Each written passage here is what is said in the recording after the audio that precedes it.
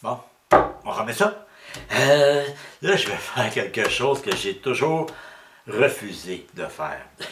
Peut-être un peu trop superstitieux, mais c'est une urne funéraire. J'ai peur que ça attire le malheur. Mais je veux vérifier un peu des techniques que je vous ai déjà montrées, que j'ai améliorées. Fait que mon urne funéraire va ressembler à ça, je ne sais pas si vous voyez, à peu près. Le volume intérieur, pour l'instant, je ne le sais pas. Ben, j'ai découvert une façon de le faire grâce à un ami, de mesurer facilement à qui l'urne funéraire peut correspondre en termes de masque corporel. Et puis maintenant, le petit motif que ça va donner, je sais pas, ça va être quelque chose comme ça. OK? Ce que je veux faire, c'est, je veux le faire en érable au complet. Avec une illusion de tressage, comme j'avais fait ici sur le petit vase en cerisier. Là, il va être en érable, entièrement en érable, aucun motif dans l'urne. Et puis, je vais faire un motif en illusion de tressage. Naturellement, il n'y aura pas autant de couleurs. Il ne faut pas que ça soit trop festif non plus. C'est une onde funéraire. Il y a ça que je vais essayer sur du segmenté. Je ne l'ai jamais essayé. Le premier que j'avais fait, c'était sur du frame à éviter. Le frame n'est pas assez dense, ça l'éclate à rien. Cerisier, je m'en suis quand même assez bien tiré. Il fallait que j'augmente ma vitesse et puis que j'y aille très très doucement. Et puis je l'ai essayé sur de l'érable, naturellement, et ça n'a pas éclaté du tout, même que c'est du segmenté. Parce que le segmenté, quand vous arrivez au début de votre segment, vous êtes à l'envers du bois. Puis quand vous sortez du segment, là, vous êtes dans le même sens. Fait que souvent, j'avais peur que ça l'éclate. Non, ça ne l'éclate pas. Et puis, c'est merveilleux, j'ai hâte réellement de finir. Et puis, j'ai peaufiné un peu ma façon de faire mes bourrelets. Et puis, on a beau être très, très, très, très minutieux, on dévie un petit peu. Pas beaucoup, ça paraît pas, ben, par contre, moi, je le sais. Et puis, ça me fatigue. Alors, j'ai trouvé une façon de le faire. Je me suis fait un petit gabarit. Et puis, hey, ça va réellement très, très bien. Toutes mes lignes, là, elles sont parfaitement droites. Et c'est ça que je vais vous montrer. Naturellement, je ne vous montrerai pas comment faire le vase. Hein. Et je ne vais pas faire une vidéo de 2 heures. Là. Il va être à peu près dans le même principe que celui-là. À peu près la même forme, sauf qu'il va être tout uni en érable. Alors, je vais passer assez rapidement le coupage des segments puis les disques. Je vous l'ai déjà montré.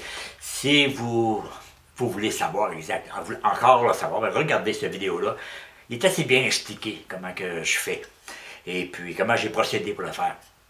C'est une eau funéraire, donc le couvercle doit se visser. J'ai fait des erreurs à un moment donné. Ici, j'avais fait une petite maison d'oiseaux. Et puis, j'avais pris un regard de plomberie. Regardez, je vais remettre une photo. C'est un raccord, en fait, quand on veut aller voir l'égout, s'il est bouché ou quelque chose. On enlève le bouchon, puis on peut envoyer des caméras, on peut envoyer un fiche qu'on appelle pour aller voir si c'est bouché. Et puis, mais c'est en plastique. Et ben, en PVC, en fait. Mais le problème, c'est que ça, c'est du bois qui est plein. C'était une bûche qui était pleine. Puis quand on vide l'intérieur, le bois, il va s'ovaliser. Alors, le petit coupling, les petits filets mâle-femelle, sont incapables de retenir une bûche qui décide, qui s'ovalise. Je ne suis plus capable du tout de le dévisser. Parce que je voulais le dévisser pour être capable de les nettoyer. Une seule été dehors, puis regardez, je suis capable. Il n'y a rien à faire. Alors, je vais en commander un en métal, en laiton. C'est sûr que c'est beaucoup plus cher, mais sur du segmenté, ça ne devrait pas travailler. Puis en plus de ça, il va être en métal. Alors, je vais être sûr de mon coup. Et puis, bon, regardez, bien, pour le faire, je devrais en avoir assez. J'ai une belle planche d'érable ici. Je devrais en avoir assez. Et puis, je vais commencer à débiter mon bois et puis commencer à faire l'assemblage. Comme vous dites, le vase, je passe assez vite dessus. Je vais me délimiter au comment je fais mon illusion de tressage et puis comment je vais fixer mon couvercle ensemble. Bon, le couvercle est dessiné comme ça, il peut changer de forme assez facilement. Ça ne sera pas un problème. OK, ben pour ce projet-là, j'ai décidé, vu qu'il n'y a pas de motif, c'est uniquement de l'érable de A à Z, j'ai décidé de faire un 18 segments. Je vais me sauver du travail. Un peu moins compliqué. Et puis, je vais me servir encore de mes petites chartes, okay, pour un 18 segments, pour être capable de bien ajuster mon guide. Bon, comme je vous ai déjà montré, là, je ne fais rien de nouveau. Je vais juste passer extrêmement vite le découpage des pièces. Vous avez déjà vu ça. OK, ben ça, je vais le répéter parce que c'est tellement important, là, quand on veut faire le fond, OK, on veut un beau joint central, OK, moi, mon fond va avoir 12 cm de diamètre, et puis, je veux que mon joint soit le plus beau possible. Et puis, maintenant, je vais vous en parler, c'est que je me sers toujours de mon guide pour tirer. Lui, je me sers uniquement pour tenir fermement. Je ne tire pas avec, il ne faut surtout pas qu'il déplace. J'en ai je ne sais pas combien à faire, puis il ne faut pas qu'il déplace. Alors, on y va.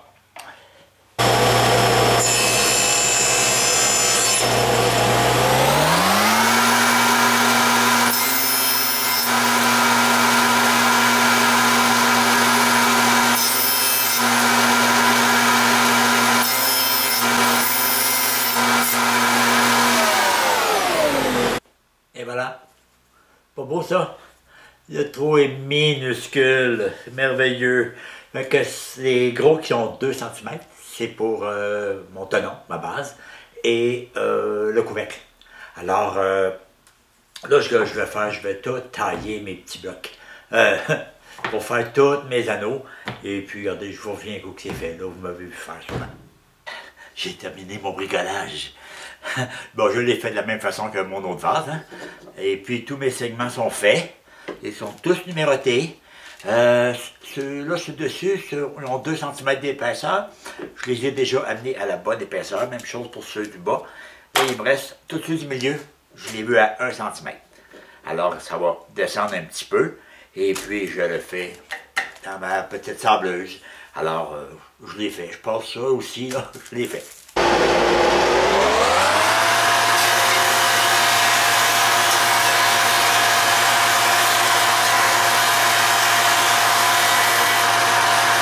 Et voilà, ça va être la hauteur finale. Le couvercle et tout l'intérieur de l'urne. Maintenant, je vais m'installer sur le tour et je vais coller tout ça, comme je l'ai fait dans l'autre vidéo. Encore une fois, je passe par-dessus. Je vais peut-être montrer des petites séquences, mais c'est tout. Pas plus que ça. C'est pas ça que le but de la démo. OK, bien pour le collage, je vais faire la même chose. Je vais monter mes 2 mandrins avec le petit adapteur ici. Et puis, je veux avoir un mur de briques. Alors ici, j'ai le sommet de mon... l'extrémité de mes segments. Là, là, là. Et ça, c'est le centre de l'autre. Alors, pour ne pas me tromper, je vais les identifier. Comme ça. Là, je peux mettre de la colle et les coller.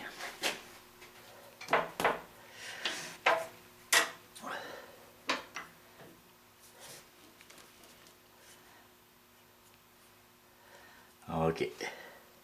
L'extrémité de mes segments par rapport au centre de l'autre, je mets légèrement de la pression, mais pas trop.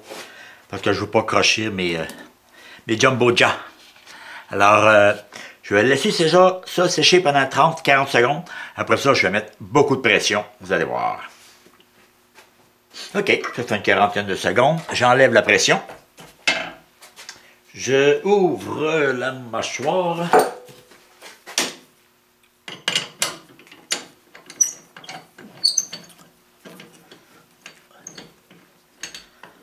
Et voilà. Je recule.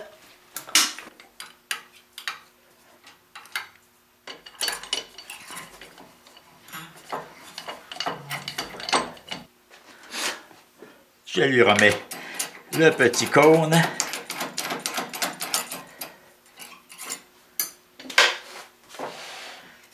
Et mon petit support en bois que je me suis fait.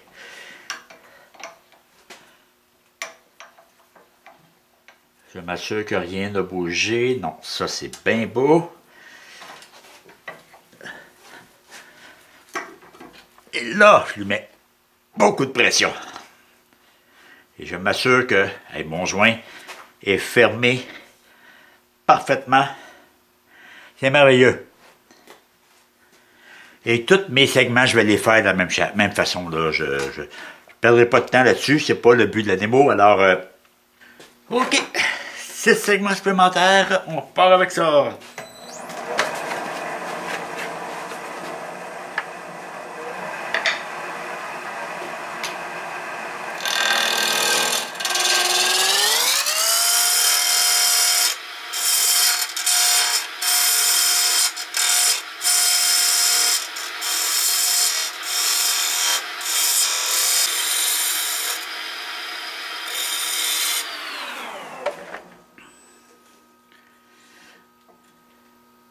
OK, j'arrête là pour tout de suite. Je vais aller faire l'intérieur.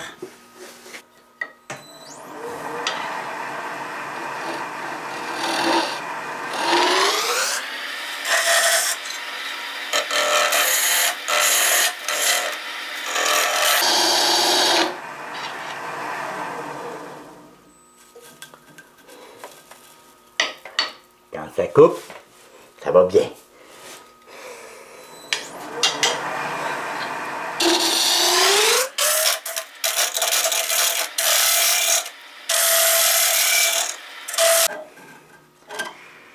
Voilà, encore un petit peu.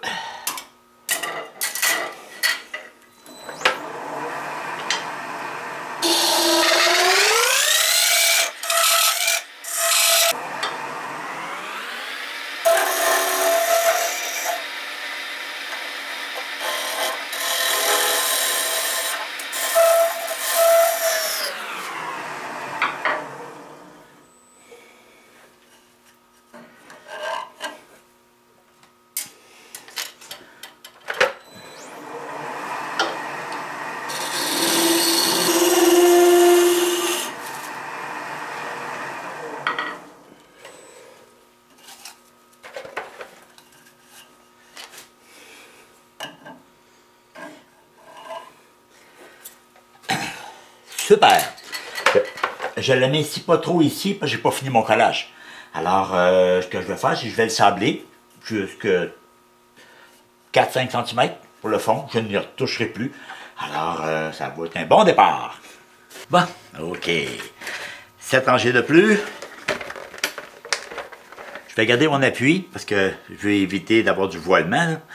C'est pas le temps de le casser.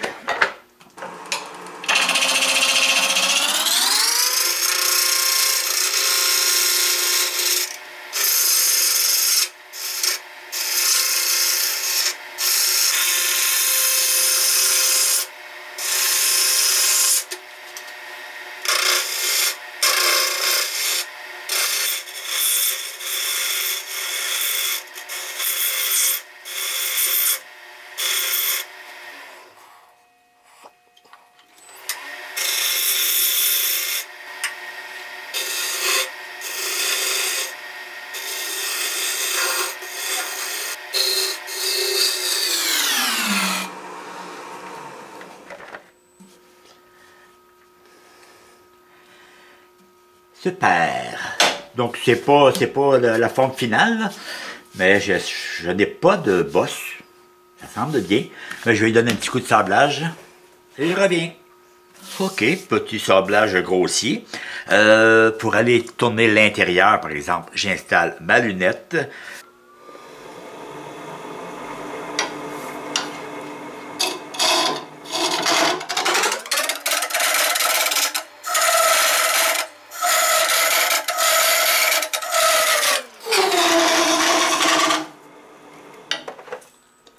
Je vais prendre une gouge plus grosse pour avoir moins de vibrations.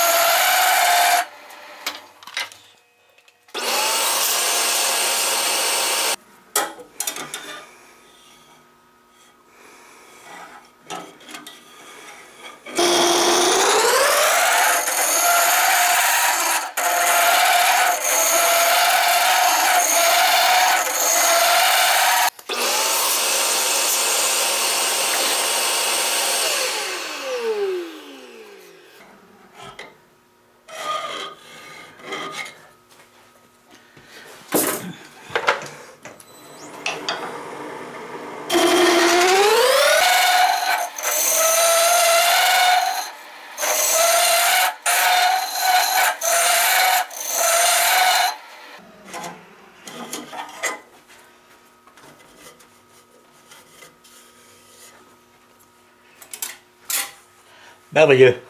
J'en enlève pas beaucoup sur le bord ici parce que j'ai pas fini mon collage, et de un. Et de deux, je dois commencer à rapetisser un petit peu. Alors, je vais y aller étape par étape. Bon, ben j'ai un problème. C'est que ma bague de laiton qui va venir faire le couplement entre le vase et le couvercle, je ne l'ai pas reçu encore. Alors, je peux pas aller tout coller ça, puis y aller à peu près. Ça me prend absolument ma bague. Parce que quand je fais un vase, je le fais au complet, il n'y a pas de problème. Et je fais le couvercle en fonction du trou que j'ai. Mais là, j'ai pas le choix, c'est une bague en laiton, je peux pas la modifier, alors je dois l'avoir dans les mains. Fait que je peux pas aller trop vite. Ce que je vais faire, si j'ai collé 2 segments, il va m'en rester 3 autres à coller, mais je peux faire partir les escaliers avant de terminer la courbe que je vais lui donner. Alors, je préfère ne pas aller trop vite. C'est une sage décision.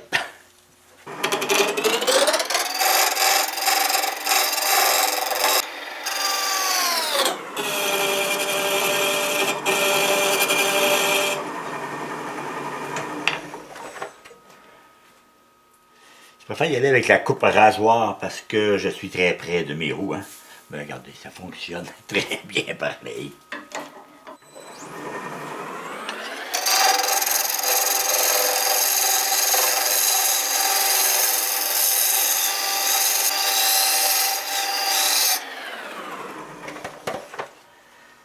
Ah. OK. L'escalier est parti. Il me reste la finition à faire dessus, mais je m'en fous. Je vais en enlever un petit peu à l'intérieur.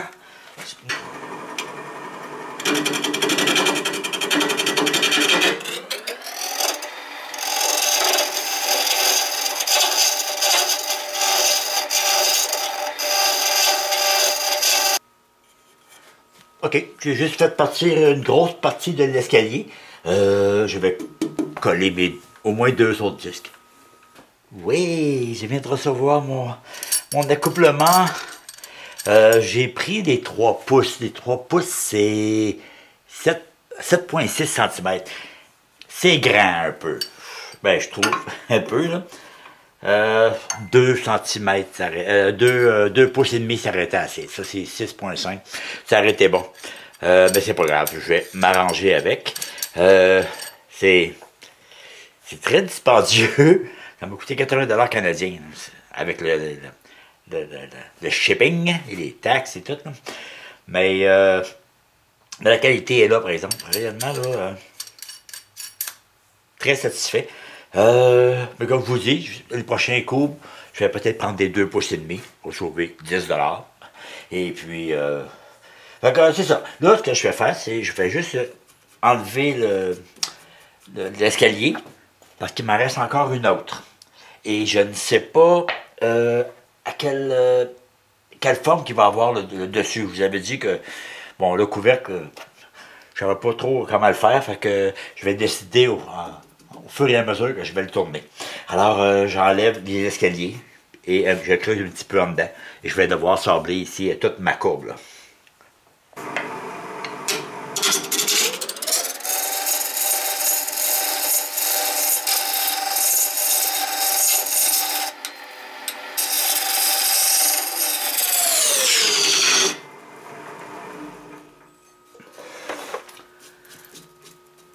Ok, j'arrête là pour l'extérieur. Je vais en enlever un peu à l'intérieur. Et j'y vais très très doucement avec le Big Brother colle de cygne dans la partie droite. On travaille pas ici avec un colle de cygne. Il va vous arracher des mains.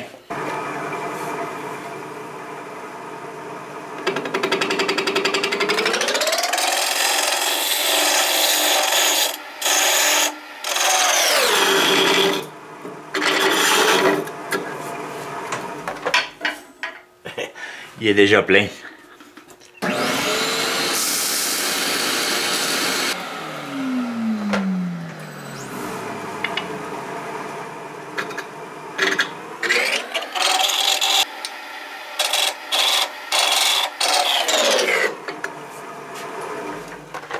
Je vais en enlever un petit peu ici sur le bas.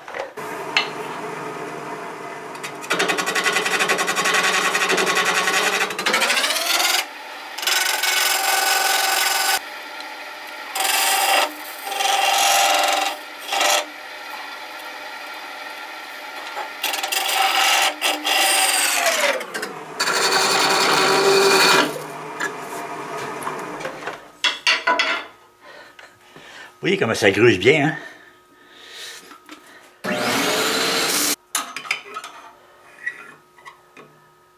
Vous voyez, je peux en enlever beaucoup ici.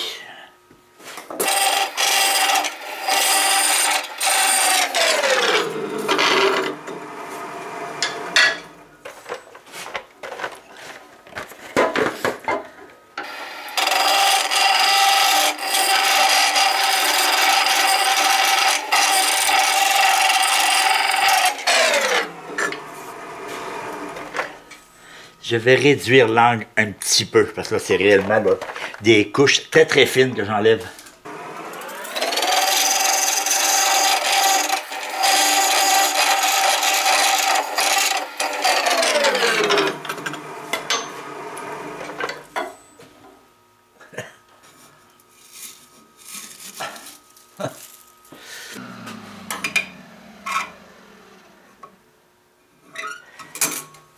C'est beau.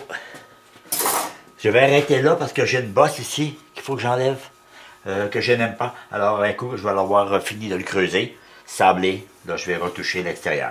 Alors, je sable ça. J'essaie de mettre ça le plus beau possible. Ensuite, je vais coller le dernier segment. Et puis, c'est ça qui va recevoir mon coupling. Ah, il est gros. OK, fait que, regardez, je fais ça. Enfin, je ne sais pas quelle forme je vais lui donner encore. Ça se peut que ça soit pas si pire, finalement. En tout cas, c'est pas grave, je fais l'intérieur, je sable l'intérieur et je vous reviens. Bon, maintenant que mon intérieur est sablé, peut-être ça, je vais retravailler un petit peu l'extrémité ici, parce que je suis trop épais. J'ai collé mon dernier segment, celui.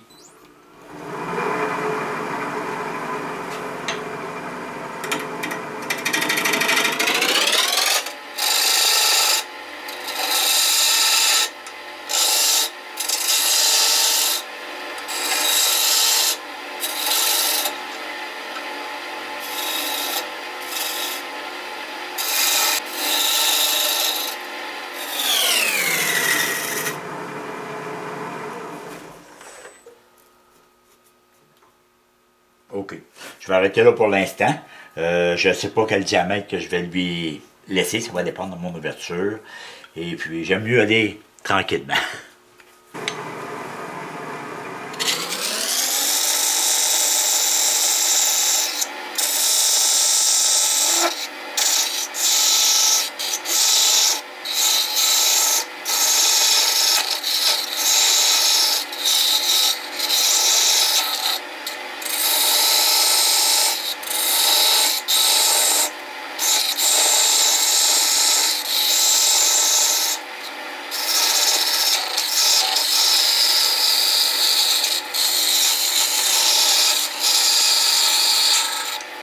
OK, je suis encore trop petit, mais je vais en enlever ici, parce que c'est beaucoup trop épais.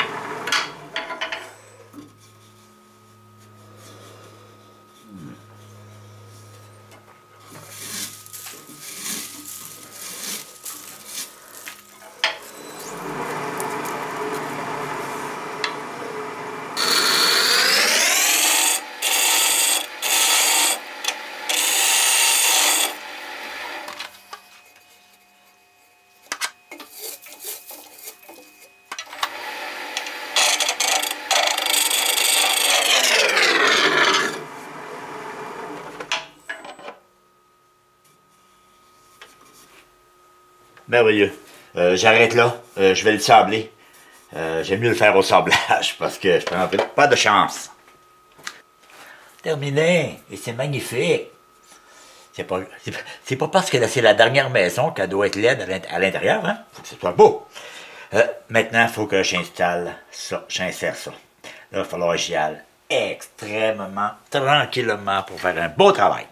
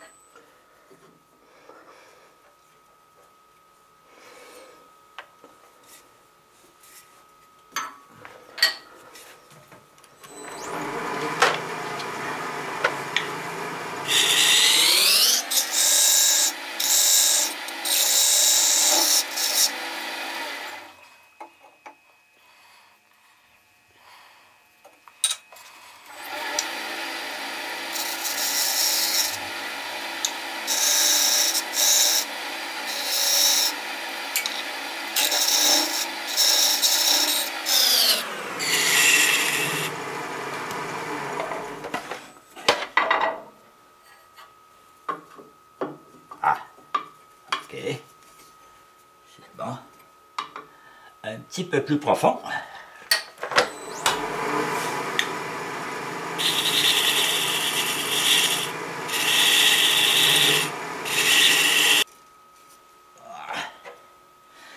Si je vais me garder une petite gêne, je vais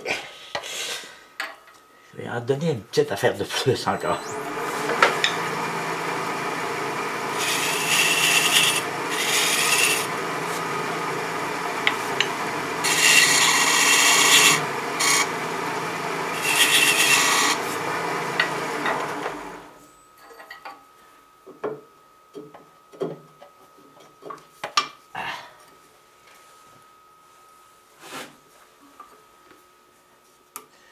Bon, ça c'est très bon. Là, j'ai un petit peu de bois ici, là. Je vais l'enlever. Et c'est pas beau, ça? OK. Le fabricant suggère de le coller avec de la colle époxy. Alors, je vais aller chercher ça, puis on va le coller. Bon, la colle époxy que j'ai, c'est la colle époxy 5 minutes. On mélange les deux tubes. Alors, je fais ma potion magique. Et on mélange.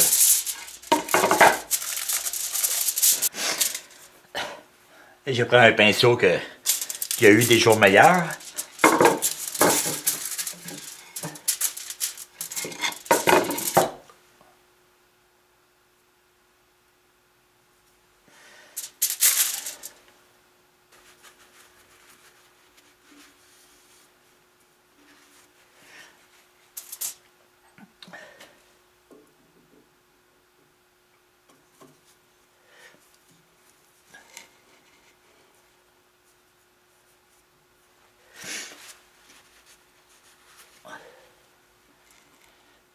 C'est important de ne pas en mettre trop parce que je ne veux pas faire de bavure et je vais avoir des problèmes à la finition. Alors, et voilà pour ça.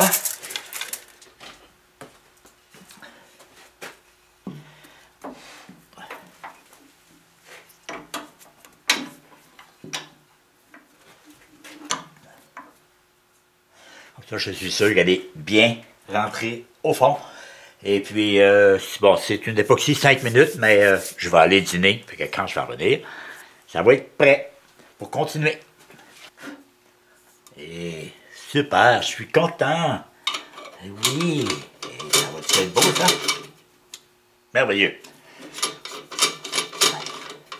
Le gros avantage, c'est qu'on n'est pas obligé de mettre beaucoup de colle parce que les petites dents, les petites dents ici se remplissent de colle, alors ça fait extrêmement solide.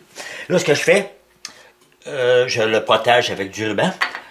J'enlève la lunette, je le sable au complet, le mettre super beau. Et puis, je vais commencer réellement la démo, ce que je voulais vous montrer. OK, il est entièrement assemblé, intérieur, extérieur. Ma bague de laiton est protégée. Il est entièrement assemblé. Merveilleux. Je l'ai mesuré. Ça, c'est mon fond. Donc, je dois aller un petit peu plus par là. Je vais pouvoir me servir de mon tenon pour allonger le vase un peu. Il va être un petit peu plus beau. Là, on est rendu maintenant à l'étape de faire le massacre. Vous vous rappelez de mes deux outils que j'avais, qui viennent de chez Dewey Tools. Ça, c'est la gauche pour faire des petits bourrelets de 3,16 que j'ai pas utilisé encore. Et la petite pour les petits bourrelets de 3,8. De 1,8, je veux dire. Alors, c'est encore celle-là que je vais utiliser. Bon, pour faire les petits bourrelets, je vais me reculer un peu. J'ai fait une ligne et j'aimerais commencer par lui. OK, fait qu'il faut tourner assez vite, environ 1000-1200 tours minute. Et puis, c'est un grattoir, alors... avant, j'étais trop incliné, je faisais éclater mon bois. Là, ce que je vais faire, je vais juste le marquer.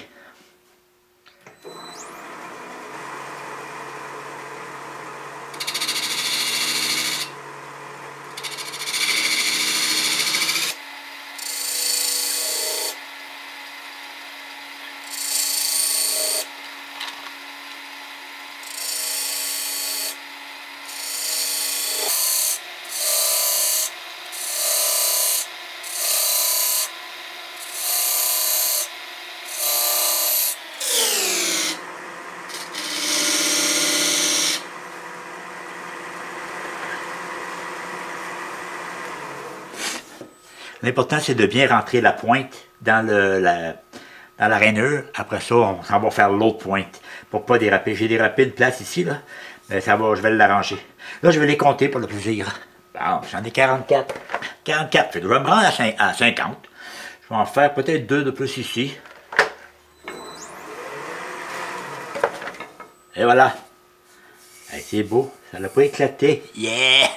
Fait que là, je vais les faire un petit peu plus creuses. Pour les améliorer, il y en a, il faut que je recommence. Ben, il faut que j'arrange, là. Ouais.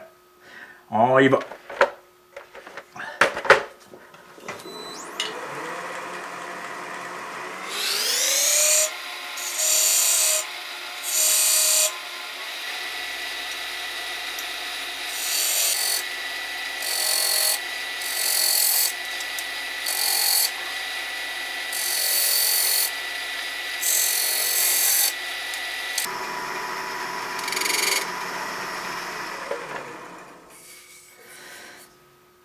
Et voilà. Et je vous dis, si vous voulez faire du illusion de tressage, prenez de l'érable. C'est merveilleux. J'ai pas eu rien qui a éclaté. Maintenant, je vous montre une autre technique que j'ai améliorée. OK. Maintenant, je dois brûler toutes mes petites craques pour faire des belles lignes noires. Dans les autres vidéos, faire des belles lignes verticales, je me servais de l'arborite plus stratifié, qu'on se sert pour faire des dessus de comptoir, et je le faisais fondre dans les rainures. Sauf que le stratifié, oui, il fond, il va faire une belle ligne noire, puis très intense, sauf que des fois, ben, vu qu'il fond, il fait des bavures un peu sur les côtés, fait que ça fait un peu plus de... Et ouais, la craque, la ligne noire va être un petit peu plus large à certains endroits. Alors, palpage Georges dans des réunions de tourneurs encore. Il y a des méthodes qui existent avec un fil de fer, mais faire chauffer un fil de fer, quand on a 1 ou 2 ou 3 petites lignes à faire, pas si pire. Mais quand on en a 50 comme ça, là, je doute que le fil de fer va résister et puis il risque de se casser et on peut se blesser. Alors, j'ai dit, il y a sûrement des outils qu'on peut utiliser. On a tous acheté ces outils-là à un moment donné pour faire des chantournages, là. Bon, et puis, fait que là, je dis que je vais l'essayer. J'ai inversé la lame. OK? Regardez, elle a chauffé, elle est même rendue bleue. Mais ça fonctionne. Mais ça ne noircit pas aussi bien qu'avec un fil de fer. Puis ça peut casser. Et puis, étant donné que c'est juste accroché après l'outil, ça peut être dangereux. Alors, là, j'ai dit, je vais essayer qu'un fil. Et puis, à un moment donné, j'ai réfléchi, j'ai dit, ceux qui font de la pyrogravure, je m'avais déjà vu faire, j'ai pris un fil de pyrogravure, on peut faire nos propres types, puis même si le fil vient rouge pompier, il résiste à la chaleur. OK, ça s'appelle du fil nichrome. Je ne sais pas si vous pouvez voir, là. C'est du fil nichrome. Ça, c'est du gauge numéro 20. C'est comme le fil électrique, là. Le 22 est un petit peu plus petit que ça. Alors, j'ai dit ça fondra pas, puis ça devrait donner des beaux résultats. Alors, si je regarde, j'ai fait plusieurs tests, là, et puis, si vous regardez ici, ça c'est, ici, dans ce coin-ci, c'est l'endos de ma petite lame. Ça noircit, mais pas complètement. Le fil numéro 20, celui-là que je viens de vous montrer, il est un peu plus large. Mais regardez ici, là, ces 5-6 bourrelets-là. Là. Voyez-vous comment ils sont noirs, sont intenses et sont extrêmement minces. Ça fonctionne bien, réellement bien. Alors c'est ça que je vais essayer sur celui-là. Et puis de toute façon, même si le fil casse, ben, j'en ai d'autres. OK, fait que je vais faire ça. Je vais quand même mettre ma visière, hein. Et le tour va tourner à la sens contraire.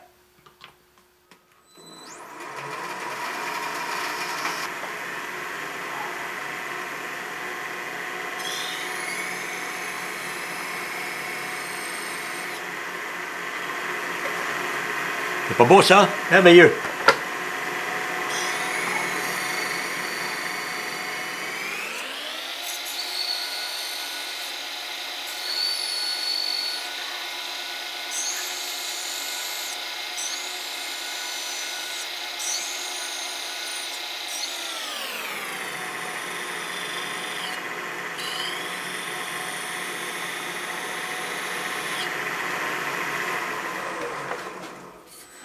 Et puis là, je l'inspecte. Si j'en vois qui sont pas assez brûlés, ben je le repasse dedans. Comme ici, ces deux-là, là, je vais le refaire. Ces deux-là. Et puis, regardez, je vais tous les brûler. Ça fait des belles lignes qui sont parfaitement noires et très, très, très, très minces. C'est ça que je voulais.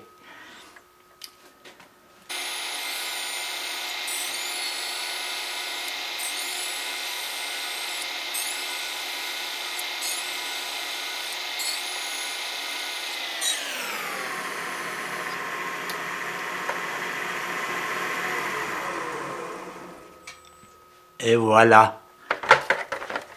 Vous voyez, le fil a résisté à 50 bourrelets. Et puis, ils sont très beaux. Il y en a quelques-uns qui sont trop pâles. Je vais toutes les refaire et m'assurer qu'ils sont parfaitement noirs. Après ça, j'arrive avec mon deuxième truc.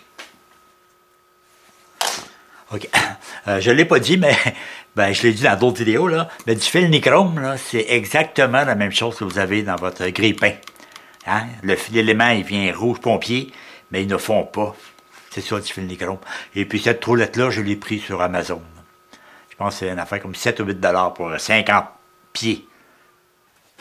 OK, pour tracer toutes mes lignes horizontales, OK, dans ce sens-là, je me servais d'un petit support que je m'étais fait pour tenir mon crayon. Et je faisais des lignes, comme ça, tout le long.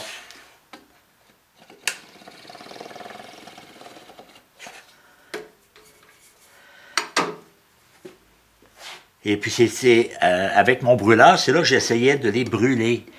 Puis, en essayant de rester le plus droit possible, mais on va toujours dévier un peu, là. Donc, vous dites, ça paraît pas beaucoup, mais on va dévier une petite affaire, puis quand on le sait, ben, moi, ça fait pas mon affaire. Ben, j'ai trouvé une nouvelle façon de le faire, et je me sauve toute cette étape-là, j'en ai plus besoin. Regardez bien, vous voyez la petite table que j'ai ici? OK, ça me sert à travailler quand je veux faire du travail manuel dessus. Je vais la prendre et je vais l'amener ici. Et puis, vous allez voir mon nouveau petit truc, c'est génial. OK, bon, mon autre truc, c'est qu'au lieu de faire des lignes, 96 lignes, et puis essayer de les suivre comme ça à main levée, c'est pratiquement impossible là, de rester droit. OK? Ça va dévier un petit peu, même si on est très, très minutieux. Parce que ça fait 50 bourrelets, 96 positions, ça fait, je viens de le calculer, ça fait 4800 brûlures à faire. Alors, c'est impossible de rester droit. OK? Alors, ce que j'ai fait, je me suis fait un petit support, OK? Que mon pyrograveur est attaché après, attaché dessus. Alors, il peut pas bouger, il va toujours me donner la même brûlure. Ici, ce tour-là, c'est un 24-36, donc j'ai 12 pouces entre le banc et la pointe. Alors, je me suis arrangé pour avoir un socle qui va me donner mes 12 pouces. Et là, tout ce que je n'ai à faire, c'est brûler mes petits bourrelets.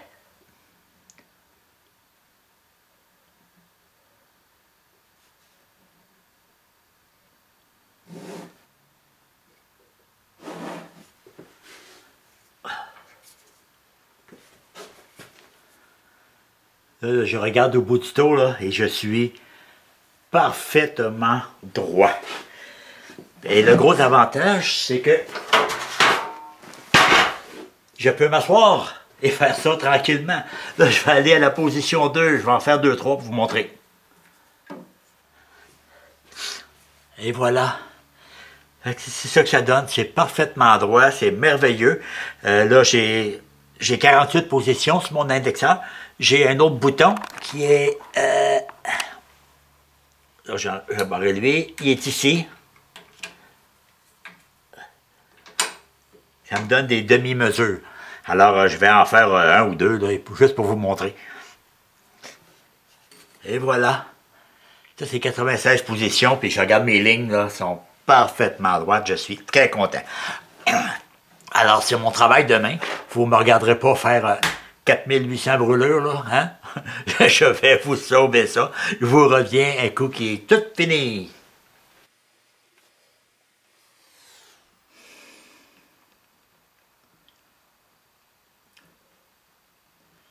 « 4799 et 4800. Terminé. Bon, c'est un beau petit 15 minutes de travail, ça. Donc, ça doit faire 6-7 heures que je passe là-dessus. Mais là, j'ai terminé. Je vais juste éteindre le pyrograveur. Mais ce que je vais faire, c'est que je vais sabler un peu légèrement avec du 320, juste pour enlever un peu de brun et garder uniquement ramener le bois couleur érable, comme ça. Ça va être beaucoup plus beau. Et puis, si j'ai des brûlures qui sont pas assez intenses, ben, je vais les refaire. C'est pour ça que je ne touche pas au pyrograveur puis à la... OK. Bon, une chose qui est très très importante quand on fait de l'illusion de tressage, c'est qu'il faut être sûr de notre dessin. Il ne faut réellement pas se tromper. Parce que ces petits crayons-là, les crayons Faber-Castell, c'est de l'encre de Chine. Alors, ça va pénétrer dans le bois et si vous avez fait une erreur dans votre motif, ben, vous allez devoir gratter. Puis c'est vraiment pas le fun. Alors, regardez, j'allais fait ici en gros. Bon, les crayons blancs, j'en ai pas. Je pensais en avoir un à la maison, mais il faut que j'aille au magasin. Fait que je vais faire mes deux dessins en haut et en bas. Et puis, ça se peut que je descende la croix un petit peu, mais c'est pas réellement pas de problème. OK, je vous laisse passer une rangée. Celle-là, celle-là, celle-là et celle-là. OK, en plein ça, et j'en mets deux de chaque côté, comme ça.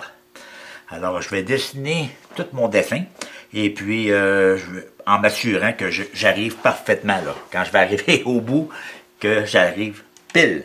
Alors, je le fais. Youpi!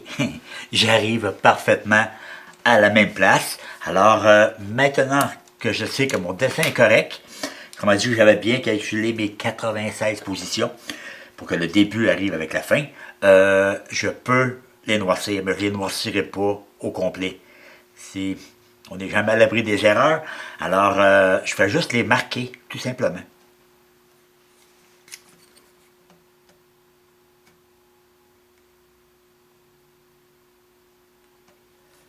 Et voilà.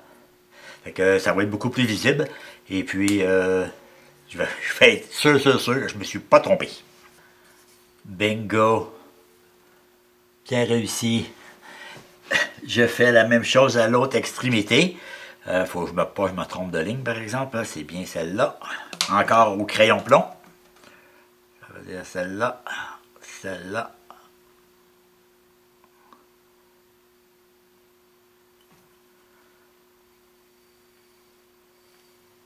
En plein ça. Fait que je refais exactement le même motif qu'ici. Tadadam!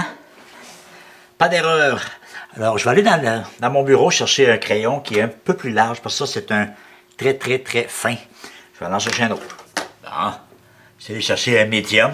J'ai grossi un petit peu mes picots. Maintenant, je sais que mon dessin est beau. Je fais la même chose à l'autre bout. Après ça, on regarde la croix. OK, la croix, elle occupe 30 petits bourrelets. Alors, je vais effectivement, j'en avais passé 2 ici. Je vais en mettre 3. Le premier va être ici.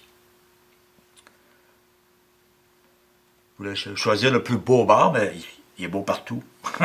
On va dire c'est elle. Fait que j'en ai 2 petits carrés ici. Après ça, j'en passe 2 ici. Là, j'en ai 1, 2, 3, 4, 5, 6. 1, 2, 3, 4, 5, 6. Là, je vais en avoir 2 rouges. OK, ici, j'en ai 1.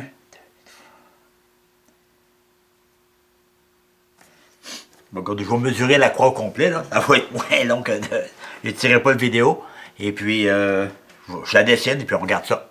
Bon, après l'avoir vérifié quelques fois, je crois que je suis correct. Mais je vais quand même suivre mon petit plan. Alors, je recommence avec mon fin. Je laisse passer 3 carreaux. Après ça, 2. 2.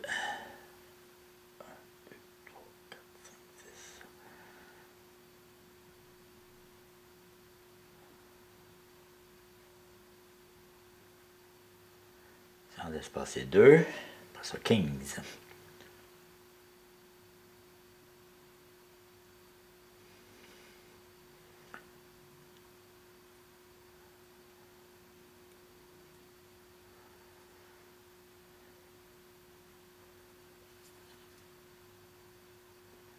Ça a l'air bien. Regardez, je vais tout le tracer, on va le voir mieux.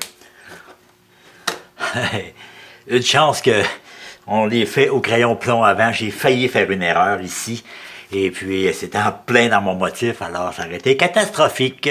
Mais là, j'ai double vérifié. Je les ai refait avec le petit, celui qui est fin. Et puis, là, je vais le faire revérifier encore avec celui qui est médium. Et voilà. Là, le motif est fait. Je me suis pas trompé. Et puis, je suis très content. Alors, là, ce qui me reste à faire, je ne le colorerai pas au complet, parce que ça, je vais le faire dans mon bureau, bien assis sur ma petite chaise, pour faire de débordement, être bien sûr. Et puis, mais par contre, il faut que j'enlève le tenon, là. Je ne l'ai pas enlevé encore, alors il faut que je le retourne de bord. Et puis, on fait ça. Houston, on a un problème. Habituellement, je me sers toujours de mes longues butées, OK, pour être capable de prendre le vase. Et puis là, j'arrive un petit peu trop dans la courbe. Je vais l'abîmer, ça, j'en suis sûr. Même chose pour les longues. Les longues sont pas assez longues. J'arrive dans des motifs. Je veux surtout pas abîmer mes petits bourrelets. Alors, ce que je vais faire, c'est que je vais le prendre par la bague, qui est en laiton, solide. Et puis, je vais faire mon empreinte en dessous pour remettre ma petite pastille. Parce que je veux surtout pas qu'il soit éjecté pendant que je vais tourner cette partie-là. Alors, je m'installe. Ça devrait aller. Ça a l'air solide. Mais regardez, je prends toutes les précautions qu'il faut.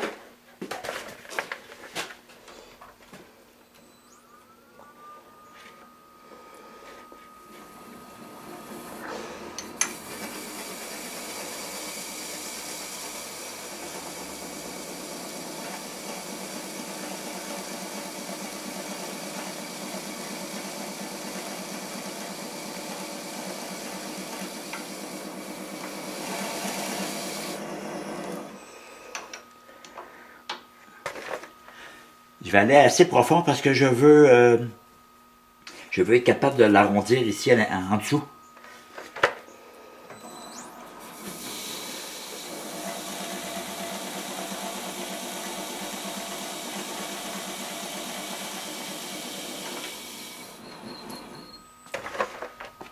Bon. Je vais pas plus loin.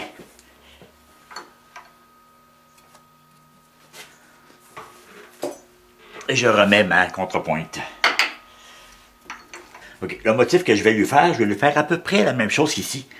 Ça va être plus stable. Et puis, ça va équilibrer aussi la partie blanche. Ça va être peut-être pour être plus beau.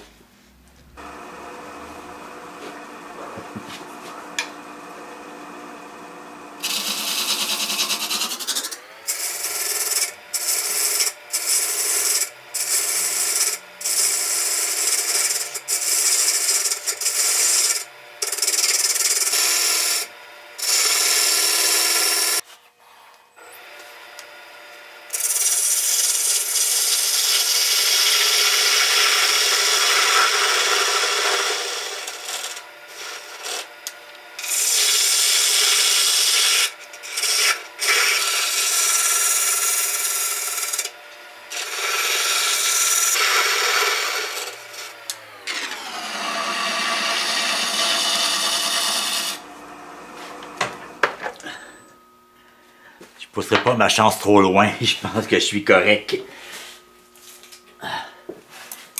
Oh oui, super. Sablage et c'est terminé.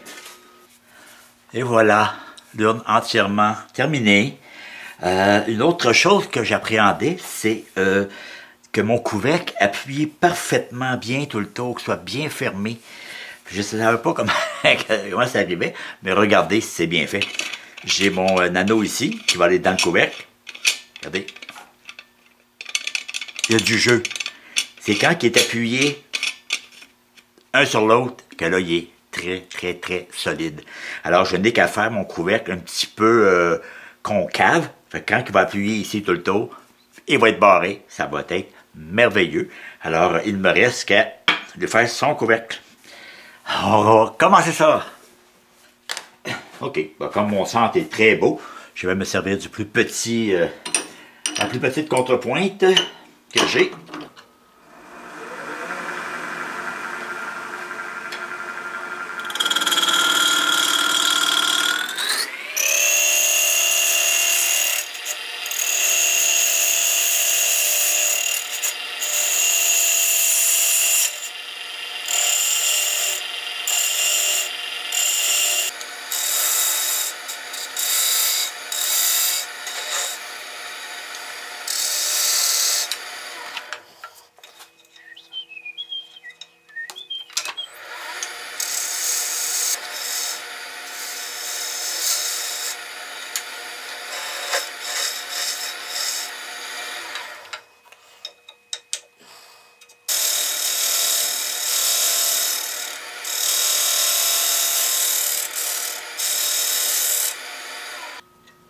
Oh, ça va être merveilleux, ça. Maintenant, je le mets à la bonne profondeur.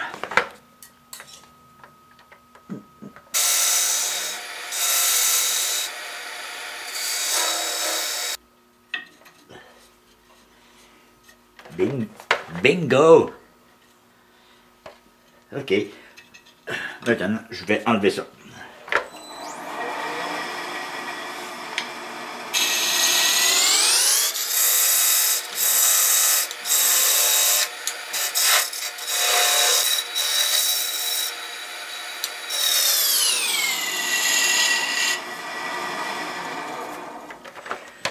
Et voilà. Bon, même si c'est à l'intérieur, on va faire un beau centre pareil. Alors, je vais aller sur la perceuse à colonne. Je vais me faire un beau goujon que je vais mettre dans le centre. Ça devrait être beau.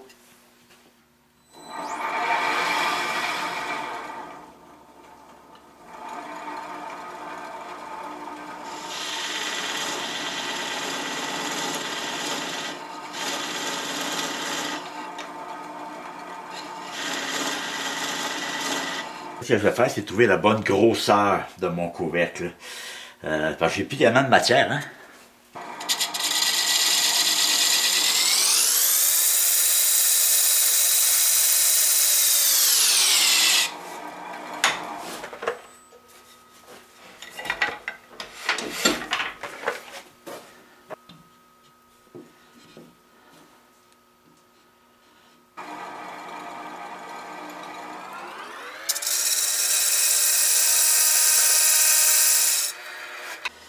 Oui.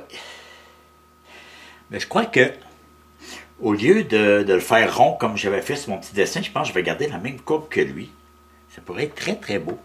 Alors, j'arrête là pour tout de suite. Là, je vais coller mon petit centre et mon anneau.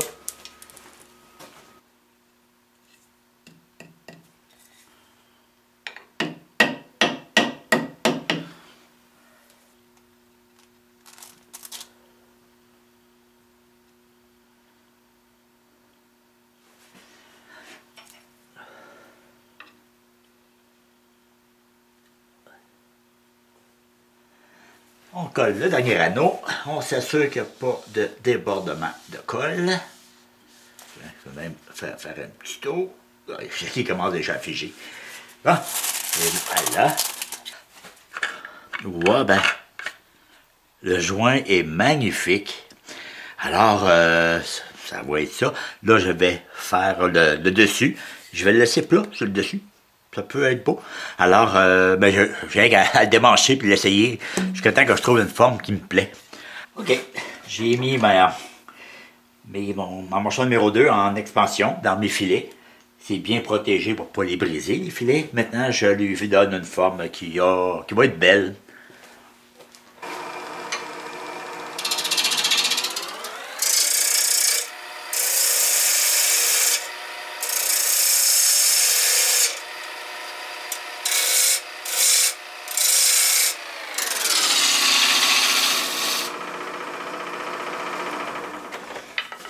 Bon, je vais regarder que ça a l'air. OK. Je trouve que ça fait un petit peu trop carré. Je vais l'arrondir légèrement, mais pas beaucoup. Tranquillement.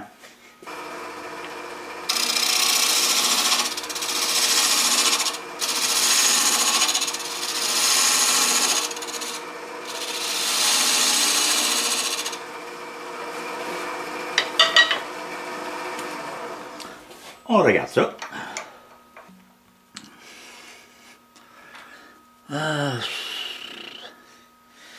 Je vais en donner un petit peu plus ici, puis un petit peu plus loin. OK.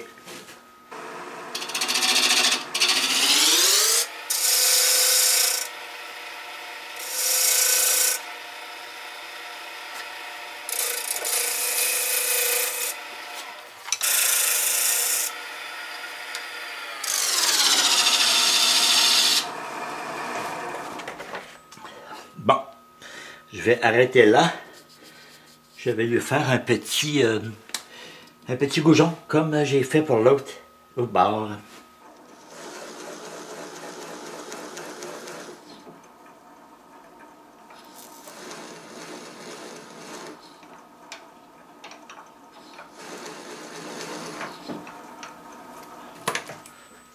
Assez.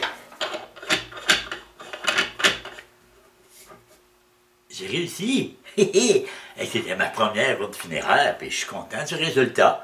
Et puis, ça m'a permis aussi de vérifier quelques petites améliorations que j'ai faites dans mon illusion de tressage.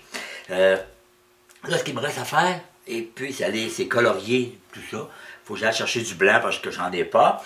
Je vais donner au moins 2 couches de vernis. Après ça, je vous reviens avec le mot de la fin. Et ce que j'ai à vous dire, c'est très important. Comment qu'on fait pour calculer le volume? J'en ai aucune idée. Et après, moi, je dois être près du maximum. On va le découvrir ensemble. Alors, je m'en vais faire ça dans mon bureau, bien assis, confortablement. Ça va être mieux qu'à côté du tour, là, planté debout. Alors, je fais ça, regardez, je vous reviens. Bon, ben, on est rendu au calcul du volume d'une urne funéraire. Moi, c'est un de mes amis qui nous avait donné ça. Il nous avait mis un petit... fait un petit texte avec une façon très rapide et très simple de calculer le volume un coup que l'urne est faite, naturellement. Et puis, je l'ai amélioré un peu. J'ai du texte et puis j'ai un tableau. Ben, je vais vous mettre le texte dans l'image. Vous pouvez le mettre sur pause là, pour prendre des notes. Et puis j'ai rajouté entre parenthèses le système métrique. Je sais qu'il y en a beaucoup qui sont en métrique. Alors, la façon de calculer, c'est que il a été déterminé que la capacité requise en volume intérieur pour une urne funéraire est équivalente en pouces cubes au poids de la personne lors du décès. J'ai fait en pouces cubes parce que c'est plus, pas plus logique, mais plus facile à comprendre. Parce qu'en pouces cubes, une personne de 100 livres, ça prend 100 pouces cubes. 150 livres, 150 pouces cubes. 200 livres, 200 pouces cubes. Et on ne va pas en haut de 200 pouces cubes. Pour se faire, parce que quelqu'un qui pèse plus que 200 livres, on s'entend qu'il y a beaucoup de gras. Hein? De gras et de muscles, et ça, ça fond quand on va à l'incinérateur. Pas l'incinérateur, dans le faux crématoire. Et puis ça fond. Et puis tout ce qui reste, c'est des os. Et puis, bon, ceux qui sont en métrique, faites une recherche, capacité maximale d'une urne funéraire, ça va être 3,5 litres. OK? Fait que là, vous avez juste à subdiviser, c'est ce que j'ai fait ici. Puis, aussi, j'ai un ami qui m'avait demandé de faire une petite gravure pour une petite urne qu'il avait faite pour un chien. Parce qu'il y en a beaucoup qui font incinérer les animaux. Et puis, fait que j'ai agrandi un peu le tableau. Je suis parti 10 livres, ça c'est 4,5 kilos, jusqu'à 200 livres, 90 kilos. OK? Et puis, d'ailleurs, je sais, ça devient de plus en plus populaire parce qu'il y a un salon funéraire pour animaux qui est ouvert ici, pas tellement loin d'ici, avec un faux crématoire et vous pouvez faire incinérer vos animaux. Fait que c'est pour ça que j'ai extensionné le tableau. Fait que je vais vous mettre le texte, vous pouvez le mettre sur pause et puis prendre des notes. Et puis après ça, je vais faire la même chose pour le tableau. À titre d'exemple, une personne de 150 livres requiert une urne de 150 pouces cubes. Pour calculer le volume intérieur d'une urne, on peut se servir d'une tasse à mesurer et calculer la quantité de tasses de riz requise pour remplir l'urne tout en laissant un petit espace minimal pour coller ou visser le couvercle, par exemple. Comme il a été établi que le volume d'une tasse de riz, OK, une tasse, ça équivaut à 14,44 livres de poids corporel. Ça, c'est 235 millilitres et puis 6,5 kilos. Fait qu'à partir de là, on peut faire le tableau. On a donc besoin de 10 tasses,5 de riz pour notre poids de 150 livres. 68 kilos. Alors, je vous mets le texte et puis vous le mettrez sur pause. Même chose pour le tableau. Je pars à 10 livres, 4,5 kilos, jusqu'à 200 livres, 90,7 kilos. Et ainsi que le nombre de tasses de riz. Et puis, ça va être la seule façon qu'on a de calculer le volume intérieur. Alors, là, j'ai mis 2 couches de vernis, parce que je ne veux pas l'attacher. Je n'ai pas fini ma finition. Puis, regardez, je vais mettre un petit sac à l'intérieur pour être sûr de ne pas rien tacher. OK. Bon, ceux qui me connaissent vont voir que j'ai de la suite dans les idées. Hein? C'est ma colle. Et puis, on va transvider ça.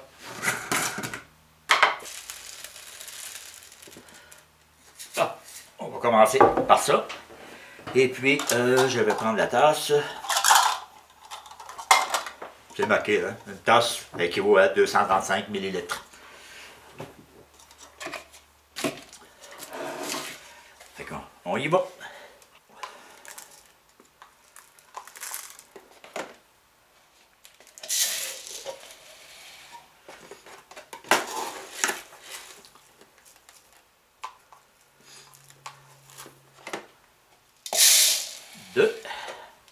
Bon, ben, je suis très surpris.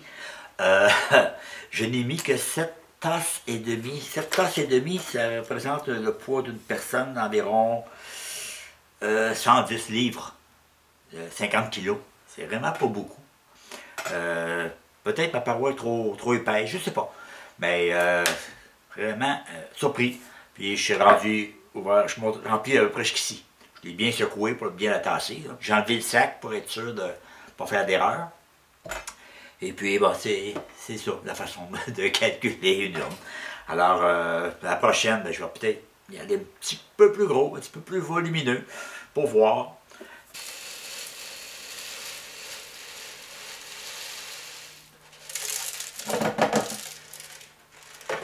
Ben, je vais m'amuser, je vais aller chercher mon autre vase que j'ai fait avant. J'arrive à peu près à la même chose. Je vous dirais 120 livres à peu près pour celui-là, c'est gros. Naturellement, lui, le couvercle n'est pas vissé, il faudrait le coller. Mais, regardez, je vais finir ma finition. On va donner encore 2-3 couches pour qu'il y ait une belle brillance. Et puis, je vous la montre à la fin. Merci. Bon, comme je suis Thomas, je me suis trouvé une boîte. Celle-là pour un petit peu, à peu près 4 pouces. 4 pouces par 4 pouces, par 6 pouces de profond. Et puis, ce qui donne 96 pouces cubes. Donc, une personne de 96 livres. Et puis, je l'ai rempli. Il me reste encore un petit peu de place. Fait qu'effectivement, j'arriverai à 110 pouces cubes. Alors, cette tourne-là irait pour une personne de petit gabarit, 50 kg, 110 livres. Alors, c'est sûr qu'une paroi en bois, c'est beaucoup plus épais qu'une paroi en métal. Hein? Une autre funéraire qui est en métal, et la paroi n'est pas épaisse, mais moi, elle est un petit peu épaisse. Alors, soit que je grossis un peu l'homme, ou bien que je le mets un petit peu plus mince, mais il ne faut pas que je devienne trop fragile non plus. Alors, la formule que je vous ai montrée, elle est bonne, et puis vous pouvez conserver ça si jamais vous voulez faire des autres funéraires. Alors, merci d'avoir écouté.